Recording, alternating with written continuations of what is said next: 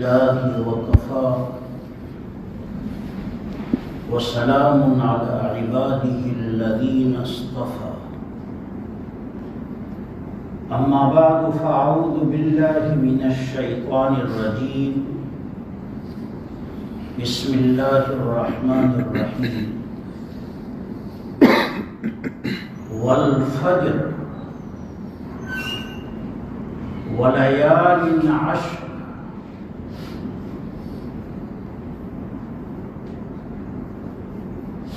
صدق اللہ مولانا العظیم۔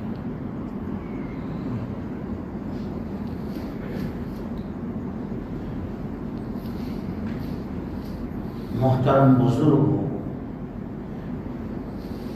بھائیوں اور عزیز نوجوانوں،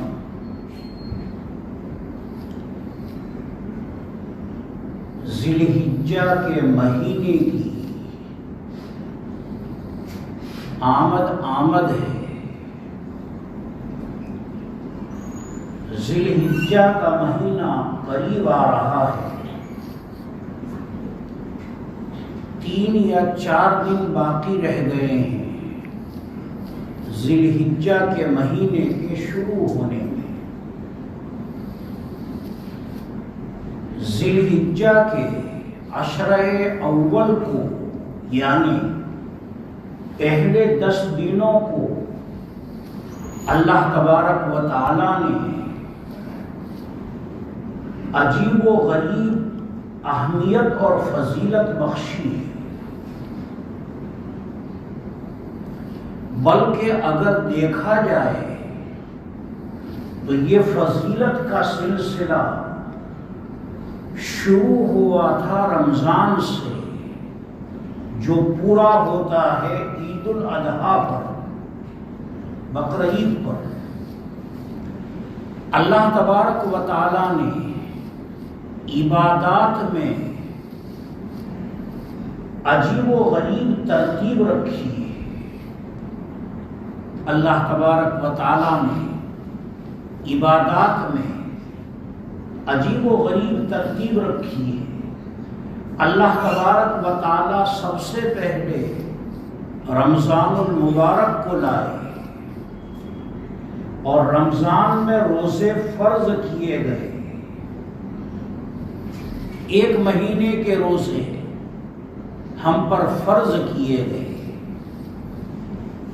رمضان ختم ہوا اور اگلے دن سے یعنی 1 شوال سے ایک دوسری عبادت کا زمانہ شروع ہوتا ہے۔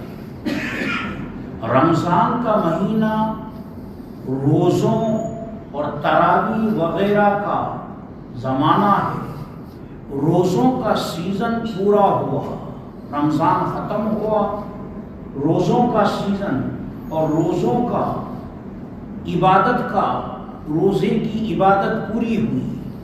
ایک عبادت پورا ہوتی ہی اللہ تبارک و تعالی نے دوسری عبادت کا حکم دیا، اور وہ دوسری عبادت ہے حج۔ حج کا زمانہ شروع ہوتا ہے 1 شوال سے۔ رمضان پورا ہوتی ہی اگلے دن سے 1 شوال سے حج کا زمانہ شروع ہوتا ہے۔ نبی اکرم صلی اللہ علیہ وسلم نے ارشاد فرمایا کہ حج کے 3 مہینے ہیں، شوال، ذی قعدہ اور ذی الحجہ۔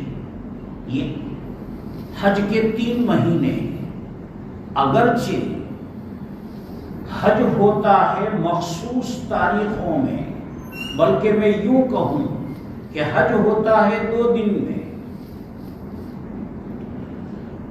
10 ذی الحجہ کو اور 9 ذی الحجہ کو۔ 9 ذی الحجہ کو وقوف عرفہ ہوتا ہے اور 10 ذی الحجہ کو طواف زیارت ہوتا ہے، اور حج کے یہی 2 رکن ہیں، وقوف عرفہ اور طواف زیارت۔ تو 9 ذی الحجہ اور 10 ذی الحجہ، بس یہی 2 دن حج کے ہیں۔ تو اگرچہ حج متعین تاریخوں میں ہوتا ہے، لیکن حج کا سیزن جو شروع ہوتا ہے اور حج کا زمانہ جو شروع ہوتا ہے وہ شوال کی پہلی تاریخ سے شروع ہوتا ہے۔ اگر کوئی آدمی 28 رمضان کو حج کا احرام باندھنا چاہے نہیں باندھ سکتا، جائز نہیں۔ اگر کوئی 29 رمضان کو بھی حج کا احرام باندھنا چاہے اور حج کا احرام باندھ کر کے جانا چاہے، ہاں عید کا چاند نظر آ گیا، عید کا چاند نظر آنے کے بعد ایک عبادت پوری ہوئی، ایک عبادت پورا ہوتی دوسری عبادت کا وقت سمجھے شروع ہوتا ہے۔ یکم شوال سے آدمی حج کا احرام باندھ سکتا ہے۔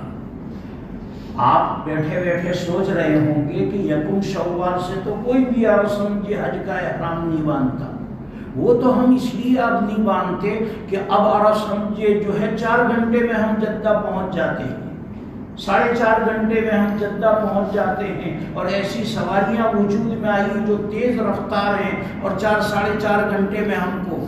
پہلے یہ سواریاں کہاں تھیں؟ جب یہ نہیں تھی تو قافلے چلتے تھے، ہندوستان سے پیدل عرب سمجھے حج کے لیے جاتے تھے۔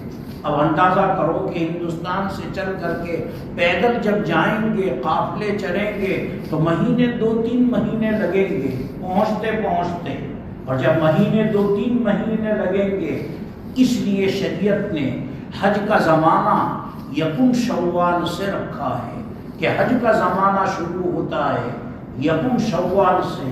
یکم شوال سے اگر کوئی حج کا احرام باندھنا چاہے باندھ سکتا ہے، اس سے پہلے بھی باندھ سکتا ہے رسم۔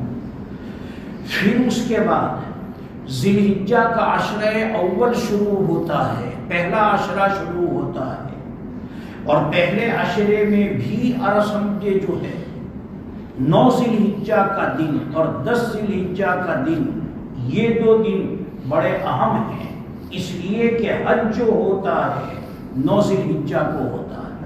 حدیث پاک ہے، نبی اکرم صلی اللہ علیہ وسلم نے ارشاد فرمایا، الحج علی عرفہ، حج نام ہے وقوف عرفہ کا، عرفات کے میدان میں جو پہنچ جاوے 9 ذی الحجہ کو زوال کے بعد سے لے کر 10 ذی الحجہ کی صبح تک، 9 ذی الحجہ کو زوال کے بعد سے لے کر کے 10 ذی الحجہ کی صبح تک جو عرفہ میں چلا گیا اس کا حج ہو گیا، اور جو نہ جا سکا اس کے پیسے گئے پانی میں، عرب جو ہے، اور اس کا حج نہیں ہوا اور اس کو اپنے قضا کرنی ہوگی اپنے حج کی رسم کی۔ تو حج نام ہے وقوف عرفہ جو 9 ذی الحجہ کو ہوتا ہے۔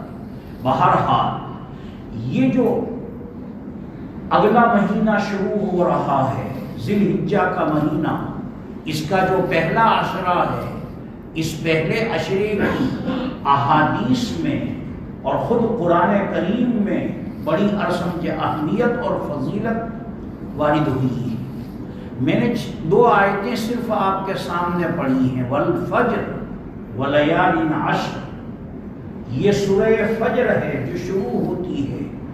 اس سورت کی دوسری آیت کریمہ جو ہے اس میں اللہ تبارک و تعالیٰ نے ذی الحجہ کے عشرہ اول کی 10 راتوں کی قسم کھائی ہے۔ ذی الحجہ کے عشرہ اول کی 10 راتوں کی قسم کھائی ہے، ولیال عشر، اور قسم ہے 10 راتوں کی، قسم ہے فجر کی اور قسم ہے 10 راتوں کی۔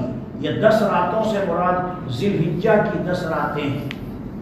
تو والفجر ولیال عشر، باری تعالیٰ کا ذی الحجہ کے عشرہ اول کی 10 راتوں کی قسم کھانا، یہ ان 10 راتوں کی اہمیت کو اور فضیلت کو بتلاتا ہے۔ محترم بزرگوں، حدیث پاک میں ہے، نبی اکرم صلی اللہ علیہ وسلم نے ارشاد فرمایا، ذی الحجہ کے عشرہ اول میں عبادت کرنا اللہ کو جتنا پسند ہے اتنا اور دنوں میں عبادت کرنا اللہ کو پسند نہیں۔ پھر سن لیں، نبی اکرم صلی اللہ علیہ وسلم کا فرمان ہے کہ ذی الحجہ کے پہلے 10 دنوں میں اللہ کو عبادت کرنا جتنا پسند ہے اتنا اور دنوں میں عبادت کرنا اللہ کو پسند نہیں۔ عبادت کرنا میں بول رہا ہوں، کوئی بھی عبادت ہو، نفلی نماز پڑھیں، نفلی روزہ رکھیں، تلاوت کریں، صدقہ کریں، خیرات کریں، تسبیحات پڑھیں، اوراد و وظائف پڑھیں، جو بھی پڑھیں، کچھ بھی پڑھیں، عبادت کریں آپ سمجھیں جو ہے، کوئی مخصوص عبادت نہیں، کوئی بھی عام عبادت، چاہے آپ نفل نماز پڑھیں کثرت سے، چاہے روزے رکھیں کثرت سے، چاہے تلاوت کریں کثرت سے، چاہے تسبیحات پڑھیں کثرت سے، بہرحال ذی الحجہ کے عشرے اول میں عبادت کرنا اللہ کو جتنا پسند ہے اتنا اور دنوں میں عبادت کرنے کو اللہ پسند نہیں کرتا۔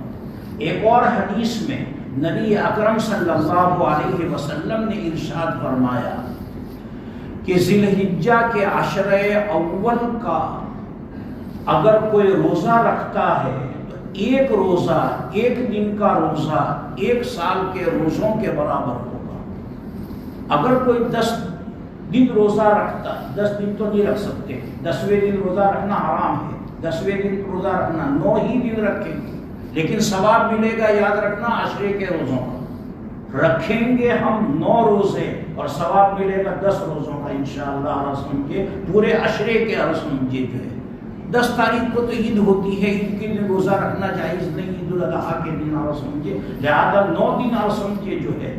تو اگر کوئی شخص 9 روزے رکھتا ہے ذی الحجہ کے عشرے اول کے سمجھے تو 9 سال کے گناہ، بلکہ 10واں سال بھی میں ملا دوں 10 سال کے گناہ۔ ایک حدیث میں نبی پاک نے فرمایا کہ عرفہ کا روزہ 2 سال کے روزوں کے برابر ہے، عرفہ کا روزہ 2 سال کے سمجھے روزوں کے برابر۔ اور حدیث پاک میں فرمایا گیا کہ ذی الحجہ کی راتوں میں عبادت کرنے کا ثواب شب قدر میں عبادت کرنے کے برابر ہے۔ شب قدر جو ہے کس نے دیکھی ہے اور کس کو پتا چلتا ہے کہ آج شب قدر ہے؟ یہ نقلی شب قدر ہے، ایک اصلی شب قدر ہے۔ اصلی شب قدر وہ تو راز میں رکھی گئی ہے، وہ تو کسی کو پتا نہیں، لیکن یہ ذی الحجہ کے شروع کے 10 دن جو ہیں ان کی راتیں حدیث میں فرمایا گیا کہ ان راتوں میں عبادت کا ثواب شب قدر میں عبادت کے ثواب کے برابر سمجھے جو ہے ملتا ہے۔ محترم بزرگ، حدیث پاک میں ہے نبی اکرم صلی اللہ علیہ وسلم نے ارشاد فرمایا قربانی خوش دلی سے کیا کرو، ڈنڈ مت سمجھا کرو کہ وہ ہو اور سمجھے ذی الحجہ کا مہینہ آیا ہے تو قربانی کرنی پڑے گی، کہیں سے حصہ لینا پڑے گا اور سمجھے جو ہے نہیں۔ حدیث میں فرمایا گیا خوش دلی سے سمجھے قربانی کیا کرو۔ اللہ تبارک و تعالیٰ نے روزوں کی تکمیل پر عید الفطر کو رکھا ہے اور حج کی تکمیل پر اللہ تعالیٰ نے عید الاضحیٰ کو رکھا ہے۔ 2 عیدیں رکھی ہیں خوشی کے دن سمجھے، ایک عبادت کی تکمیل ہوئی، رمضان کے روزوں کی تکمیل پر اللہ نے عید الفطر کو رکھا ہے، اور حج کی تکمیل پر 9 ذی الحجہ کو حج ہو گیا، اور جب ہو گیا تو 10 کو قربانی کرو اور سمجھے جو ہے خوشی مناؤ اور سمجھے جو ہے عید رکھو۔ عید الفطر کا آغاز صدقہ فطر ادا کر کے کیا جاتا ہے، خوشی کا آغاز صدقہ فطر غریبوں کو صدقہ دے کر کے، اور حدیث میں فرمایا گیا کہ عید الاضحیٰ کا آغاز قربانی کے ذریعے سے کرو، اور حدیث پاک میں فرمایا گیا کہ جانور کی کوئی چیز بھی ضائع نہیں ہوگی، ہم سینگ ہیں پھینک دیتے ہیں اور سمجھے، حدیث میں فرمایا گیا کہ سینگ کے بدلے میں بھی اور سمجھے ثواب ملے گا، جو چیزیں جانور کی ہم بیکار سمجھ کر کے پھینک دیتے ہیں وہ بھی اور سمجھے اجر و ثواب سے خالی نہیں۔ اور حدیث میں فرمایا گیا ہر بال پر ایک نیکی اور ہر بال پر رسم کے جو ہے ایک نیکی رسم کے ملتی ہے. اسی لیے دمبے کی قربانی افضل ہے بکری کی قربانی کے مقابلے. دمبے کی قربانی رسم کی جس کو ہم گھیٹا کہتے ہیں رسم کی جو ہے اس کی قربانی افضل ہے بکری کی قربانی کے مقابلے. اس لیے کہ اس کے بال جو ہوتے ہیں دمبے کے باریک باریک رسم میں اون ہوتا ہے اور وہ باریک باریک بال ہوتے ہیں اور ہر بال کے بدلے میں رسم کی ایک نیکی ملتی ہے. بہرحال قربانی کے ایام آ رہے ہیں اس لیے سمجھے جو ہے مسئلہ بھی سمجھ لیجئے کہ قربانی کس پر واجب ہے. یہ مسئلہ بھی سمجھ لیجئے کہ سمجھے قربانی سمجھے کس پر واجب ہے. تھوڑا سا وقت تھوڑا زائد لوں گا تاکہ یہ مسئلہ سامنے آ جائے. قربانی کس پر واجب ہے؟ سب مسلمانوں کے ذہنوں میں ایک بات ہے کہ قربانی اس پر واجب ہوتی ہے جو صاحب نصاب ہو. یہ بات ہر ایک کے ذہن میں ہے اور بالکل صحیح بات ہے. کسی سے بھی پوچھیں, کسی سمجھے عام آدمی سے بھی پوچھیں تو وہ یہی کہے گا کہ قربانی اس پر واجب ہے جو صاحب نصاب ہو. بالکل صحیح بات ہے اور سمجھے مسئلے کے روح سے صحیح بات ہے کہ قربانی اسی پر واجب ہے کہ جو صاحب نصاب ہو, اور جو نصاب کا مالک نہیں اس پر قربانی واجب نہیں. لیکن لوگ یہ ذہن میں نہیں رکھتے. جو اصل بات ذہن میں رکھنے کی ہے وہ لوگ ذہن میں نہیں رکھتے کہ نصاب دو ہیں. نصاب دو ہیں, ایک مال نامی کا نصاب ہے, ایک مال غیر نامی کا نصاب ہے. مال نامی کا ترجمہ ہے بڑھنے والا مال. مال نامی کا ترجمہ ہے بڑھنے والا مال, اور مال غیر نامی کا مطلب ترجمہ ہے نہ بڑھنے والا مال. مال دو طرح کا ہوتا ہے, ایک بڑھنے والا مال اس کو مال نامی کہتے ہیں, اور ایک نہ بڑھنے والا مال اس کو مال غیر نامی کہتے ہیں. تو نصاب دو ہیں, ایک مال نامی کا نصاب ہے, ایک مال غیر نامی کا نصاب ہے. مال نامی میں کتنی چیزیں آتی ہیں؟ مال نامی میں 5 چیزیں آتی ہیں. 5 چیزیں بڑھنے والا مال ہے. 5 چیزیں جو ہے وہ مال نامی میں آتی ہیں, اور 5 کے علاوہ جو ہیں وہ سب مال غیر نامی. کون کون سی 5 چیزیں مال نامی کہلاتی ہیں؟ نمبر 1 جانور.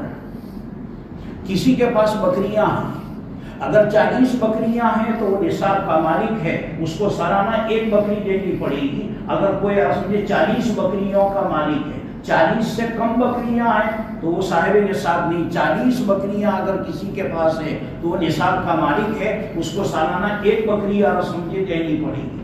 نمبر 2 اور سمجھے جو ہے گائے بیل بھینسیں. اگر کسی کے پاس گائے بیل بھینسیں ہیں اور 30 گائے بیل ہیں تو سمجھے وہ صاحب نصاب ہے, اور اس کے اوپر سمجھے جو ہے قربانی آئے گی. نمبر 3 سمجھے اونٹ. اگر کسی کے پاس 5 اونٹ ہیں تو وہ صاحب نصاب ہے, اس پر قربانی آئے. 5 سے کم ہیں تو نہیں آئے گی. بکریاں 40 سے کم ہیں, زکوٰۃ نہیں آئے گی. قربانی کا مسئلہ نہیں بتلا رہا ہوں, زکوٰۃ کا مسئلہ بتلا رہا ہوں. اور سمجھے کہ 40 بکریاں ہیں تو زکوٰۃ آئے گی, 30 گائیں ہیں تو زکوٰۃ آئے گی, 5 اونٹ ہیں تو زکوٰۃ. یہ جانور, یہ بڑھنے والا مال ہے. کیسے بڑھتا ہے آپ جانتے ہیں؟ اور سمجھے جانور پر سمجھے جو ہے نسل بڑھتی ہے, اور سمجھے جو ہے, اور جب نسل بڑھتی ہے اور یہ مال نامی بڑھنے والا مال ہے. نمبر 2 اور سمجھے سونا بڑھنے والا مال ہے. چاندی بڑھنے والا مال ہے. آپ یہ کہیں کہ ہم تو آپ گھر میں سونا رکھتے ہیں, چاندی رکھتے ہیں, اس کے تو بچے پیدا نہیں ہوتے. اور سمجھے جو سونے اور چاندی کے تو اپنے بچے پیدا نہیں ہوتے. بچے پیدا کرنے کا طریقہ آنا چاہیے. پہلے سیکھو سونے سے انڈا کس طرح, جیسے مرغی انڈا دیتی ہے, سونا بھی سمجھے جو ہے انڈا دیتا ہے, اور وہ بھی اپنے بچے دیتا ہے. لیکن بچے طرح کیا ہے نکالنے کا طریقہ آنا چاہیے, اور وہ طریقہ یہ کہ بزنس میں لگاؤ. سونے کو بزنس میں لگاؤ, چاندی کو اور بزنس میں لگاؤ, انڈے دے گا اور سمجھیے اور وہ بچے دے گا اور سمجھے اور اضافہ ہوگا. بہرحال سونا یہ بھی مال نامی ہے, چاندی یہ بھی مال نامی ہے, اور سامان تجارت یہ بھی مال نامی ہے, بڑھنے والا مال ہے. اور کیش رقم کیش رقم جو تمہارے پاس ہے سمجھے یہ بھی مال نامی ہے. اور یہ کیسے مال نامی؟ بزنس میں لگاؤ پیسے کو اور سمجھے جو ہے پھر دیکھو اور سمجھے مال بڑھتا ہے نہیں بڑھتا ہے. تو یہ 5 چیزیں ہوئی. نمبر 1 جانور، نمبر 2 اور سمجھے سونا، نمبر 3 چاندی، نمبر اور سمجھے 4 سامان تجارت اور نمبر 5 کیش رقم. یہ مال نامی ہے. جو شخص مال نامی کے نصاب کا مالک ہوگا، آج کے زمانے میں جس کے پاس 45,000 روپے ہیں وہ صاحب نصاب ہے. آج ہی سندیش میں دیکھ کر کے آیا ہوں جو بھاؤ چاندی کا چل رہا ہے اور سمجھیے جو ہے 72,000 کا بھاؤ ہے. 72 سے تھوڑا 300 روپے وہ تھوڑا ڈاؤن اوپر نیچے ہوتا رہتا ہے اور سمجھیے 200 400 تو اوپر اور سمجھے 72,000 بھاؤ ہے اور سمجھیے 1 کلو چاندی کا بھاؤ 72,000 ہے اور سمجھیے اس کو تقسیم کر دیجیے اور سمجھیے اس کو تقسیم کریں گے تو 72 پوائنٹ اور سمجھے اوپر آگے نکلیں گے اور سمجھیے پھر اس کو 612 گرام چاندی سے ضرب دینا ہے. 612 گرام چاندی سے 72,000 کو پہلے 1,000 پر تقسیم کر دیں. 72,000 کو پہلے 1,000 پر تقسیم کر دیں. 1,000 پر تقسیم کریں گے تو 72 روپے. 1 گرام کی قیمت ہوئی 72 روپے. اور جب 1 گرام کی ہوئی تو اس کو 612 سے پھر ضرب دیں گے اور ضرب دے کر کے سمجھے دیکھ لینا کیلکولیٹر میں یہ سمجھے 44,600 ایسے کچھ ہوتے ہیں. تو احتیاطاً میں نے 45,000 سمجھے. جس شخص کے پاس 45,000 روپے ہیں وہ سمجھے صاحب نصاب ہے. اور یہ بڑے نصاب کہنا ہے. مال نامی جو ہے یہ بڑا نصاب ہے. ایک چھوٹا نصاب ہے. یہ مجھے اصل جو سمجھانا ہے چھوٹا نصاب. یہ بڑا نصاب تو ہر کوئی جانتا ہے. یہ جو بڑا نصاب ہے اس کو تو ہر کوئی جانتا ہے. لیکن ایک چھوٹا نصاب ہے. وہ جو چھوٹا نصاب ہے اس کو کہتے ہیں مال غیر نامی کا نصاب. وہ جو چھوٹا نصاب ہے اس کو ہم جانتے ہی نہیں. چھوٹے نصاب میں کیا چیزیں آتی ہیں؟ بڑھنے والے مال کے علاوہ جتنے مال ہیں، مثلا گھر میں برتن ہے تو برتن یہ بڑھنے والا مال نہیں، مال غیر نامی، یہ بڑھنے والا نہیں. جو ہے دلہن ہے اس کے پاس کپڑے ہیں، جوڑے ہیں اور یہ بڑھنے والا مال نہیں. تو اب یہ دیکھیں گے کہ جتنے کپڑے ضرورت کے ہیں ان کے الگ کرو.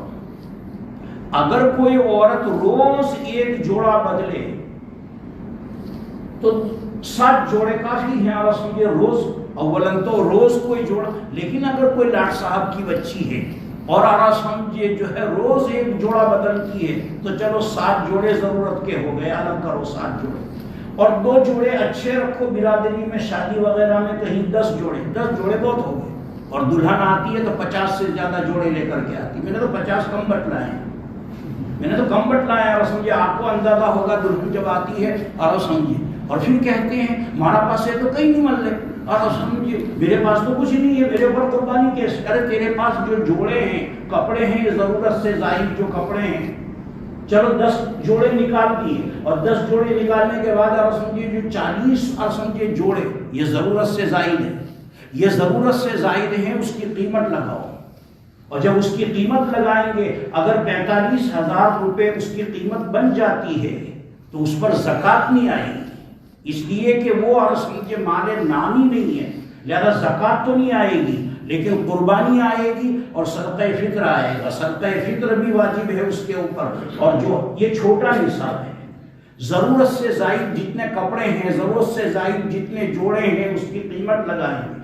ضرورت سے زائد جتنے برتن ہیں، دلہن جب آتی ہے تو اتنے برتن لے کر کے آتی ہے کہ پوری ابڑائی بن جاتی ہے اور پوری شنی جو ہوتی ہے وہ بھر جاتی ہے. سال میں 2-4 مرتبہ اتار کر کے دھونے کی ضرورت تو پیش آتی ہے، ان کو دھویا جاتا ہے، لیکن سال میں 1 مرتبہ بھی استعمال میں نہیں آتے. جو برتن استعمال میں آتے ہیں وہ کچن میں ہوتے ہیں، وہ اور سمجھے چھنی پہ تھوڑے ہوں گے.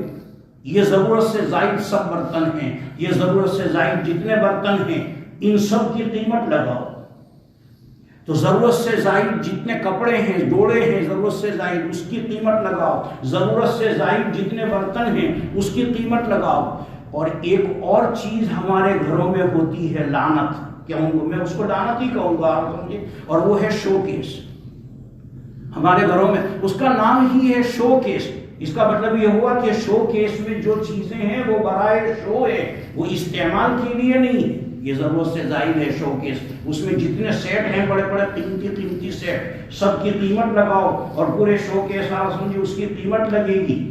اور اسی طریقے سے کوئی آدمی ہے اس کے پاس 3 موبائل ہیں، بھائی ٹھیک ہے، کوئی بہت بڑا بزنس مین ہے آرہ سمجھے، تو ٹھیک ہے 3 موبائل رکھے آرہ سمجھے جو ہے، لیکن شوق ہے بس آرہ سمجھے، ہے کچھ نہیں آرہ سمجھے، لیکن 3 موبائل رکھتا ہے۔ ایک موبائل کافی ہے۔ چھوٹا آدمی ہاں بڑا بزنس مین ہے تو اس کو 3 کی ضرورت کیا، 4 کی بھی ضرورت پیش آ سکتی ہے، لیکن اگر نہیں ہے تو آرہ سمجھے جو ایک موبائل کافی ہے۔ اس کے پاس 3 موبائل ہیں، 2 موبائل ضرورت سے زائد ہے، اس کی قیمت لگاؤ۔ اسی طریقے سے کسی نے آرہ سمجھے 2 3 بائک رکھ رکھے ہیں، 2 3 4 گاڑیاں رکھ رکھی ہیں آرہ سمجھے جو ہے، ضرورت سے زائد جتنی گاڑیاں ہیں، ضرورت سے زائد جتنے بائک ہیں۔ کسی کے پاس مکان ہے آرہ سمجھے، فلیٹ ہے، ایک مکان میں رہتا ہے اور 4 مکان کرائے پر اور 4 فلیٹ جو ہیں کرائے پر دے رکھے ہیں۔ کرائے پر دینے کا مطلب ضرورت سے زائد ہے، اور جب ضرورت سے زائد ہیں تو ان کی قیمت لگے گی۔ وقت نہیں ہے، بس اتنا میں نے تفصیل بتائی، جو چیز بھی ضرورت سے زائد ہے اس کی قیمت لگے گی، اور اس کی قیمت اگر 45,000 روپے کو پہنچ جاتی ہے تو وہ شخص چھوٹے نصاب کا مالک ہے، اور جو چھوٹے نصاب کا مالک ہوتا ہے اس پر زکوٰۃ نہیں آتی، لیکن اس پر قربانی واجب ہوتی ہے، اور اس پر آپ سمجھے صدقہ فطر واجب ہوتا ہے۔ آج کے زمانے میں شاید کوئی ایسا ہو جس پر قربانی واجب نہ ہو، شاید کوئی ہو آرہ سمجھے جو 45,000 روپے کی حیثیت ہی کیا ہے آرہ سمجھے جو اتنا بیلنس تو ہاں، اگر کوئی مقروض ہے اس کے پاس 45,000 کا بیلنس ہے لیکن ساتھ کے ساتھ 1,00,000 2 لاکھ کا قرضہ ہے، پھر نہیں، قرضہ جو ہے اس کو کم کر کے آرہ سمجھے ضرورت سے زائد بیلنس ہو اس کے پاس 45,000 کا، تو وہ شخص آرہ سمجھے چھوٹے نصاب کا مالک ہے۔ ہم ہمیشہ بڑے نصاب کو یاد رکھتے ہیں اور چھوٹے نصاب کو یاد نہیں رکھتے۔ عورتیں خصوصاً آرہ سمجھے قربانی نہیں کرتی کہ میرے پاس تو کچھ بھی نہیں، حالانکہ ان کے پاس جو زیور ہیں آرہ سمجھے اور ان کے پاس جو کپڑے ہیں آرہ سمجھے جو انہی کی قیمت لگائی جائے تو کہیں آسمان کو پہنچے گی۔ اس لیے آرہ سمجھے اس مسئلے میں کوتاہی نہیں ہونی چاہیے، اور اگر کسی کو کوئی بات سمجھ میں نہ آئی ہو اور کچھ آرہ سمجھے پوچھنا ہو تو میں اصل بات یہاں رہتا ہوں، آپ پوچھ سکتے ہیں، لیکن بہرحال آرہ سمجھے جو ہے قربانی واجب ہے، لہذا آرہ سمجھے جو ہے ہر ایک کو یہ آرہ سمجھے جو ہے فریضہ ادا کرنا چاہیے۔ اللہ تبارک و تعالی ہم سب کو